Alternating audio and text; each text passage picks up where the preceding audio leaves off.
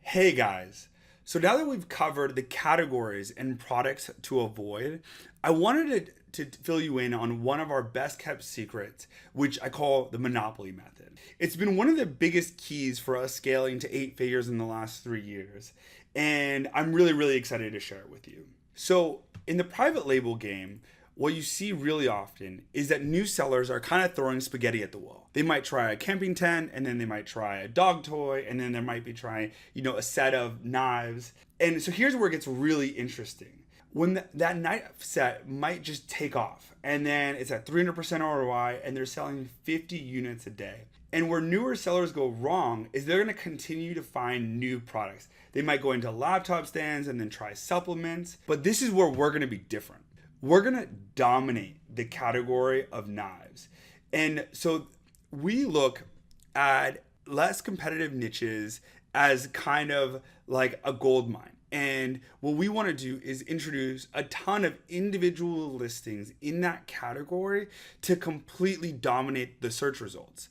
And they're very much like real estate. So, in the game of Monopoly, you can buy a bunch of different properties kind of scattered across the board, but it's way more powerful to own the entire right side of the board if you could possibly.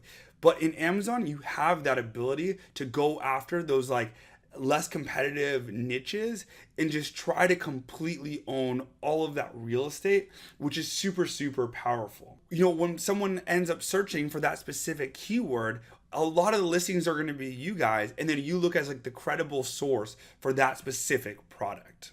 So how are we going to do that? We're going to do it with quantities, color variations, size variations, materials. Going back to the knife example, we can own butter knives, chef knives, steak knives. All the different types of knives would be coming from us. Now, in competitive niches, on the other hand, you have the kind of a different strategy. It's like one listing with lots of variations. So if you look at this RX bar, they've got 3,000 reviews, which is really impressive. But you see like they have a bunch of different flavors. They have 20 different flavors. They have 8 different sizes. So what they're doing is they're basically going into a really competitive niche, and they're using the sales combined from all of those different variations to drive up those reviews. And that is very effective.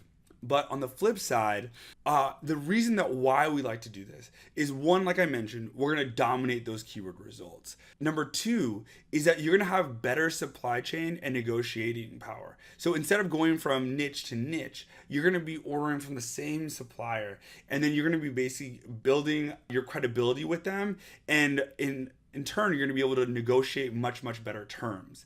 You're creating more barriers to entry because you're creating all these different listings that are all getting reviews. New sellers are going to be less interested in moving into that category because they know that you're going to have more competitive rates, and you already kind of dominate that niche market.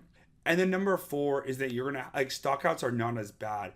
If you have a bunch of different variations in a specific category, then if one stocks out for whatever reason, then a lot of the time your other listings can absorb some of that missing revenue.